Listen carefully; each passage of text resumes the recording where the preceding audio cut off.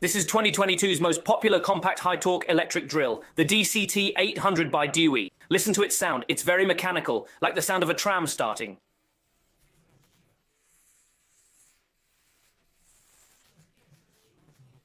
Today, our task is simple. Dismantle this DCT.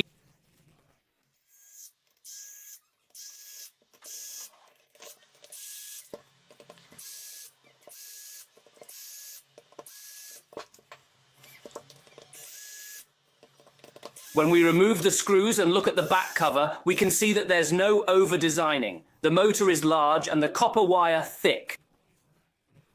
We continue to disassemble it. Well, we have a sticker here.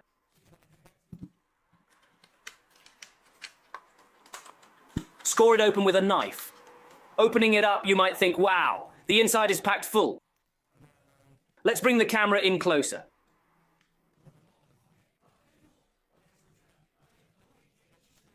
First, it aligns with one of DeWalt's features, which is the integration of the control board and the switch. You don't need me to tell you how efficient this is. The downside? If the switch breaks, the entire control system needs to be replaced. Looking from bottom to top, you can see that the DCT800 has a 3-level adjustable light. The light is composed of this green board. Beside it is this green adjustment guide board. Let's take it out and see. This piece of iron here is responsible for what we often call a gurgling sound. And right here where the light is, you can see a wiring harness hidden inside this movable part. The structure here includes 3 gears, a flat side, and 3 guide positions for the light lock tone. This is one of the key features of the DCT. The light has 3 tones and very bright. I won't talk much about the American machine underneath. They don't bother with the finer details, they just weld it directly. You just need to know. Looking further, let's check out the bearing. It uses a CW bearing. It's very good for making deep groove balls in China. Everyone knows that. This German Air China machine is exported in our domestic free trade zone. In fact, the import is also subject to customs duties. So we say those machines from abroad, most of them are also exported from China. Let's take out this heat extraction box and master control. Now, the second point is also what I want to say. The German machine is an all-in-one motor. What is an all-in-one motor? I have talked about it before. The electronics and rotor are fixed together, and it does not require a fixed center of gravity for the shell you plug it in now. It will also turn in circles normally. We see, we plug this electricity in after plugging it in. Let's take it, hold it in this place, don't do it. Look at this quick control. See, this is the advantage of an all-in-one motor. The advantage is that it will not cause a machine to be different because of the shell. This is the case. The downside is that it will be a little larger because there are some plastic shells that hold things like that. Then, let's all see if there is a Hall sensor. Let's take out the battery first. Let's take a look.